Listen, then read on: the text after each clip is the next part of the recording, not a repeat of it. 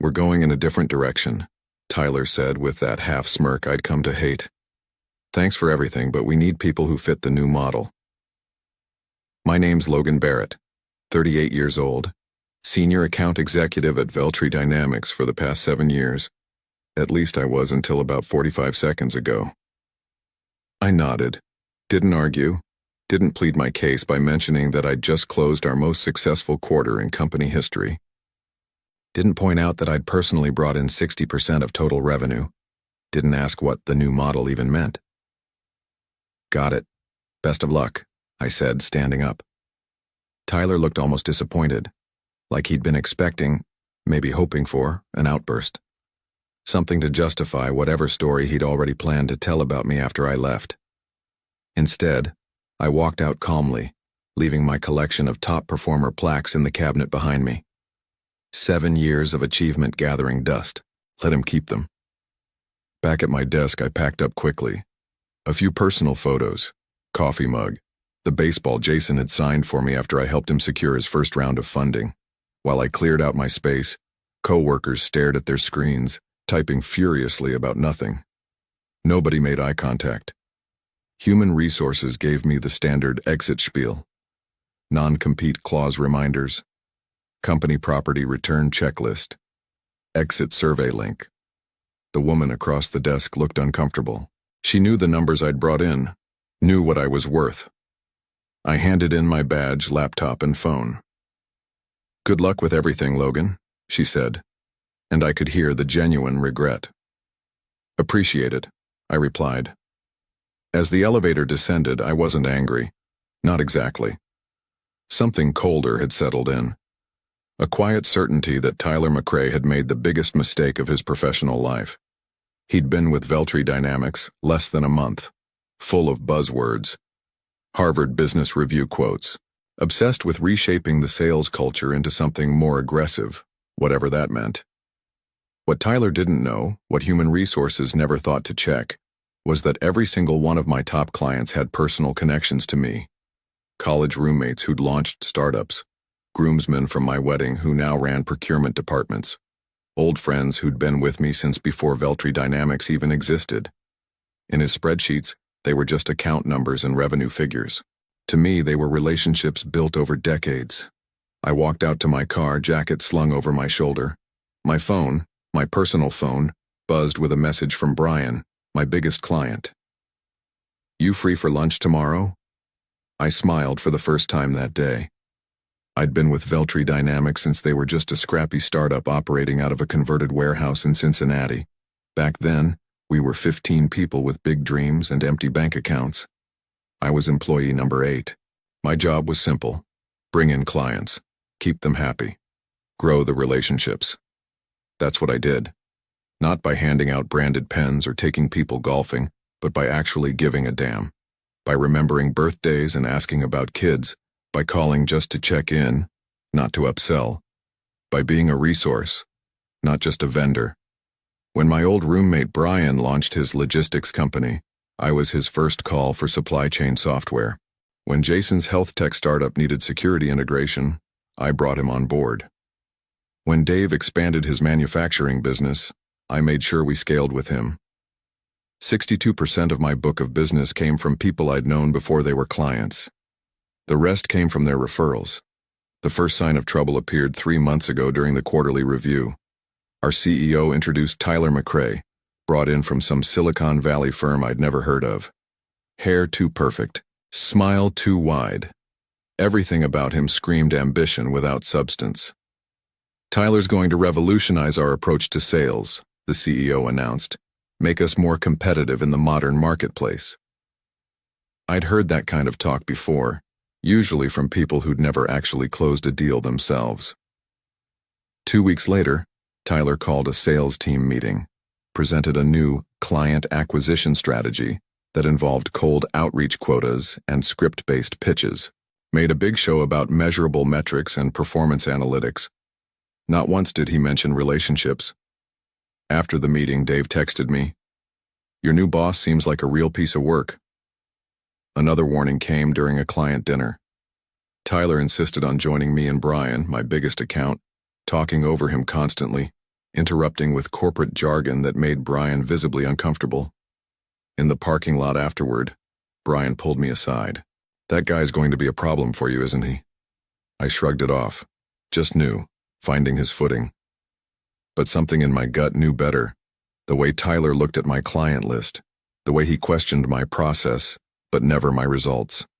When he started scheduling one-on-ones with junior sales reps without including me, I should have seen it coming. The signs were all there. I just didn't want to believe someone would be foolish enough to burn down what took years to build. I didn't call anyone after getting fired, didn't have to. By 7 p.m. that evening, my phone wouldn't stop buzzing. First was Brian. "Just got an email introducing my new account manager. What's going on?" Then Jason. "Some kid just called me, said he's taking over my account. You okay?" Dave. "Your replacement just called. Sounded about 12. You changing roles?" One by one, my phone lit up with similar messages. 18 clients, every major account I managed, all reaching out within hours, not because Veltri Dynamics had contacted them, but because they wanted to hear from me first.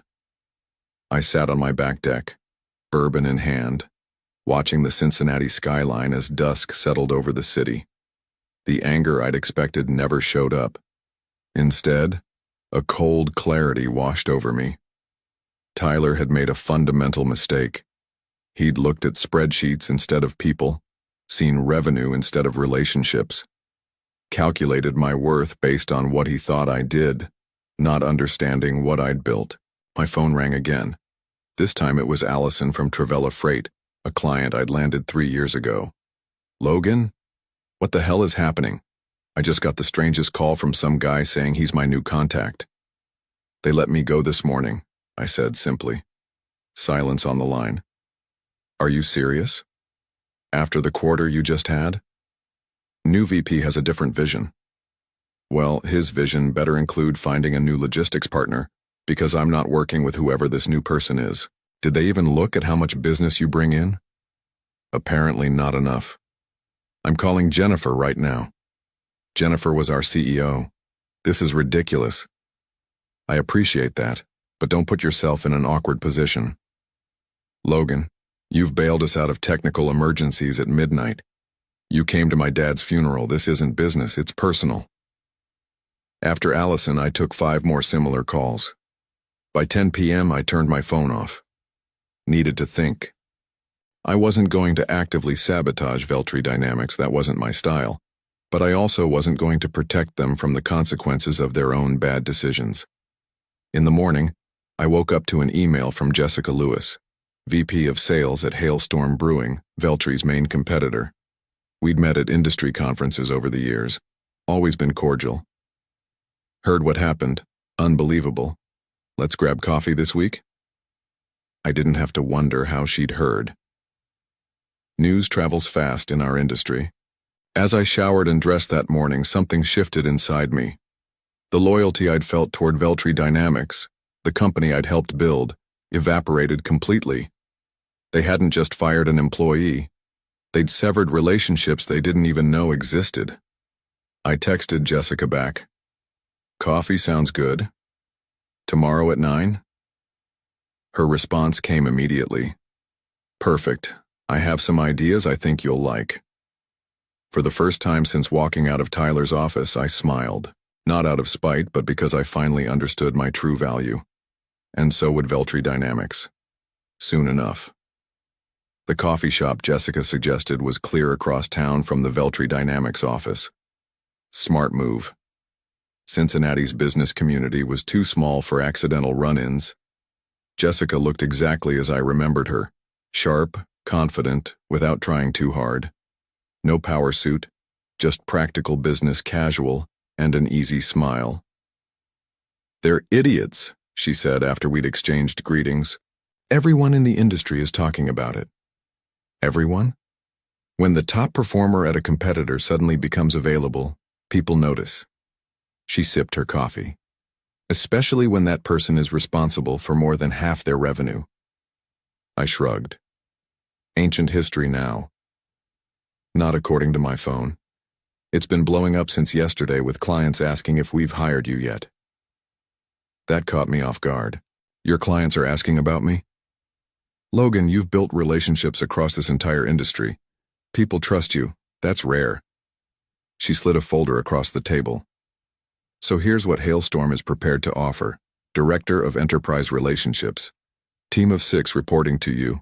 Base salary 30% higher than what you were making, plus an aggressive commission structure. I glanced through the papers. The numbers were better than I'd expected. And full autonomy, she added. Build your division how you want.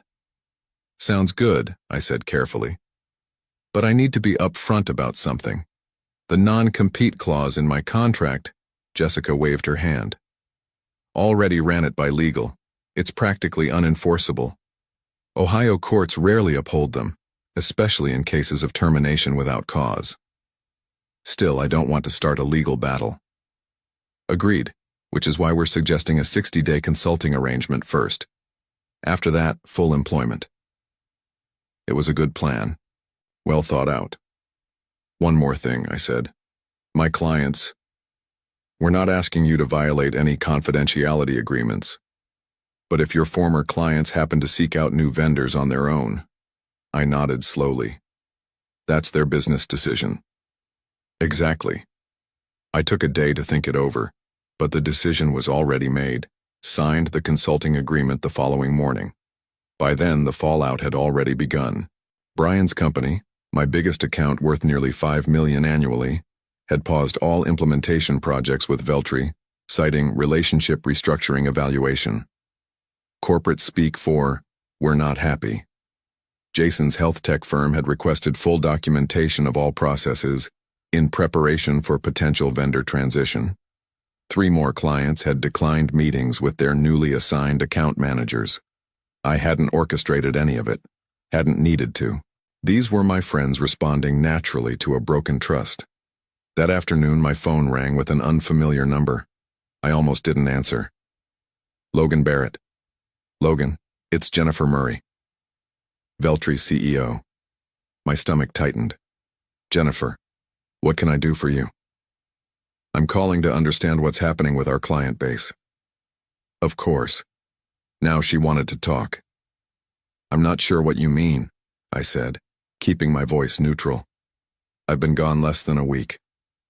Several key accounts are suddenly threatening to leave. Brian from Northspire Apparel says he'll only talk to you. The relationships I built were personal, Jennifer, you know that. Logan, be reasonable. Those are company accounts.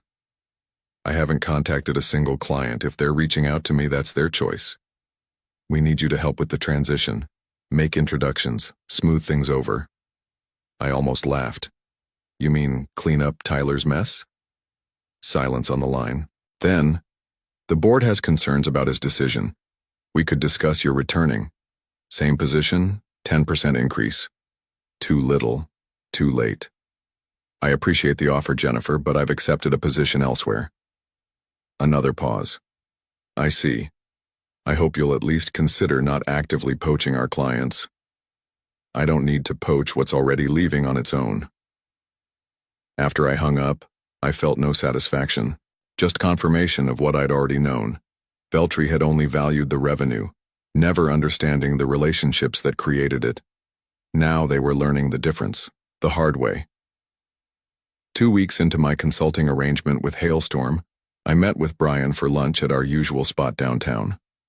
The restaurant wasn't fancy, just a reliable place with good burgers and private booths where we could talk freely.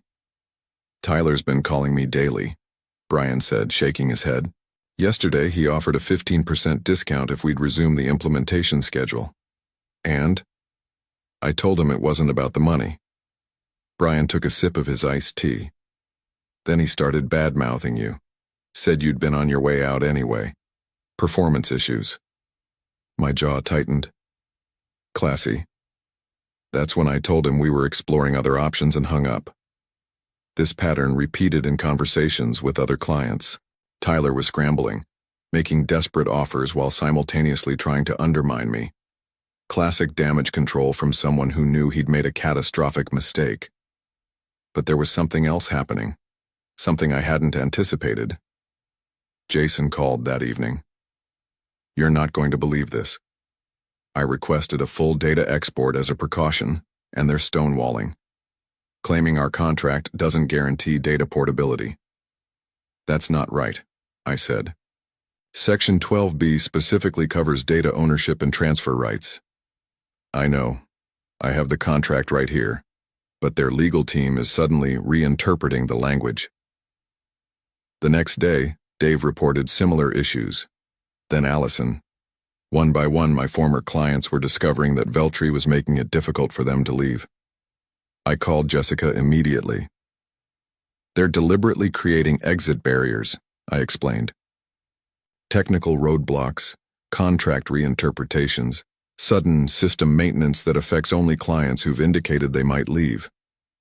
Jessica wasn't surprised. Tyler's fighting for his career now. The board's breathing down his neck about the revenue forecasts. This goes beyond normal retention tactics. They're essentially holding client data hostage. Jessica's voice hardened. Get me documentation. Every instance, every client affected. Our legal team will have a field day with this. Over the next week, I collected evidence. Screenshots of suddenly unavailable export functions. Emails denying access to supposedly guaranteed services. Recorded calls where Veltri representatives made thinly veiled threats about data loss if clients terminated early. But the real bombshell came from Dave, who forwarded me an email he'd received by mistake. It had been intended for Tyler. Attached is the client retention strategy you requested, the email read. We've identified technical dependencies we can leverage to delay transitions for the Barrett accounts. Legal believes we can stretch these maneuvers 3 or 4 months minimum before facing any meaningful penalties. Attached was a spreadsheet listing every one of my former clients, with specific retention tactics assigned to each. It wasn't just Tyler. It was systematic, coordinated, deliberately obstructive. I forwarded everything to Hailstorm's legal department. Their response was immediate and forceful. This constituted tortious interference and potential violation of data protection laws. That night, I sat on my deck again, watching the Cincinnati skyline. The city looked different now. 7 years at Veltri believing I was part of something worthwhile. All that time I'd thought I was building something meaningful, not just client relationships, but a company with integrity. Now I understood the truth. When faced with the consequences of their mistake, Veltri's leadership had chosen obstruction over accountability. This wasn't just about me anymore. It was about 18 businesses, many owned or run by friends, being deliberately harmed to cover someone else's failure. My phone buzzed with a text from Jessica. Legal team has what they need. Board approved the full offensive. You ready for this? I texted back one word. Yes. The quiet clarity I'd felt before crystallized into something stronger. Resolution. Determination. This wasn't about revenge. It was about justice. Hailstorm's lawyers moved quickly. Within 48 hours, they'd drafted cease and desist letters addressing Veltri's obstructive tactics, with specific references to contract violations, data protection laws, and unfair business practices. But they didn't send them immediately. That was my call. We could fire these off tomorrow, Jessica said during our strategy meeting. Shut down their games right away. I shook my head. Not yet. I have a better approach. My plan was simple but effective. Help my former clients help themselves. First, I created a detailed guide documenting every known tactic Veltri was using to obstruct transitions, along with specific contractual clauses that protected client rights. Nothing in it violated my non-disclosure agreement. It was simply an educational resource explaining standard industry contracts.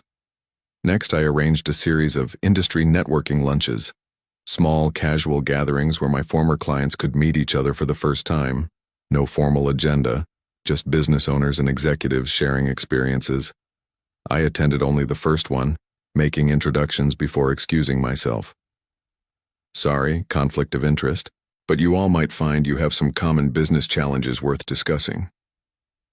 By the third such lunch, they'd formed their own informal alliance, began comparing notes, pooling knowledge, discovering they weren't alone in their struggles with Veltri.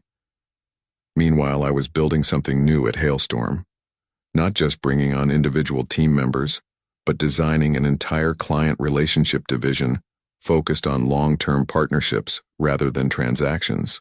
Jessica gave me complete freedom to implement my vision. The results speak for themselves, she said after reviewing my progress. The board is thrilled. 1 month into our strategy, the pressure on Veltri began mounting. Clients were collectively demanding adherence to their contract terms, armed with specific knowledge of their rights and Veltri's obligations.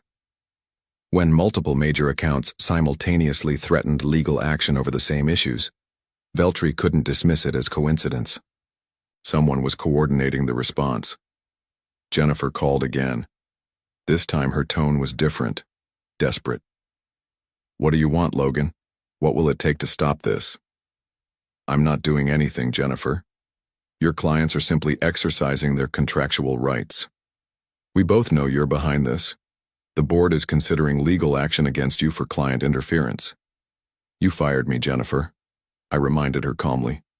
"Any communication I've had with my friends since then is personal, not professional." "Friends," she repeated flatly. "Yes, friends. That's what you and Tyler never understood. These weren't just accounts to me." The line went quiet. Then, "Tyler's been let go."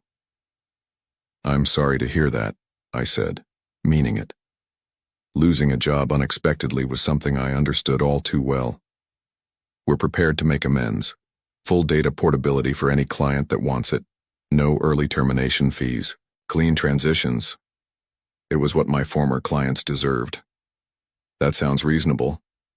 And we want to talk about bringing you back. Executive VP position, direct board access." Now that was unexpected. I considered it for about 2 seconds. "I appreciate the offer, Jennifer, but I've found where I belong." After we hung up, I contacted Brian and the others, not to relay the conversation, but to give them a heads up. "You might find Veltri more cooperative going forward." Within days, Veltri announced an enhanced client transition program, offering exactly what Jennifer had described. They framed it as a proactive customer service initiative. Everyone knew better. By then, my new department at Hailstorm was taking shape. 3 of my former team members from Veltri had already joined. More were interviewing. Jessica stopped by my office late one evening as I was finalizing our department's mission statement. "I heard Veltri lost 8 major accounts this week," she said, leaning against the doorframe. I kept typing. The market's always changing. "And is it just coincidence that 6 of them signed with us today?" I finally looked up and smiled. "Must be our enhanced client transition program." She laughed. "Well, whatever you're doing, keep doing it. The board's talking about a seat for you at the table by year's end." I nodded, but the title didn't matter to me. What mattered was building something that couldn't be broken by one person's poor decision, something based on real connection. 6 months after joining Hailstorm, I walked into our quarterly board meeting with Jessica and the executive team. The presentation I'd prepared was straightforward: department growth, revenue projections, client retention metrics. As I concluded, the board chair leaned forward. "These numbers are impressive, Logan. 12 new enterprise clients in 2 quarters.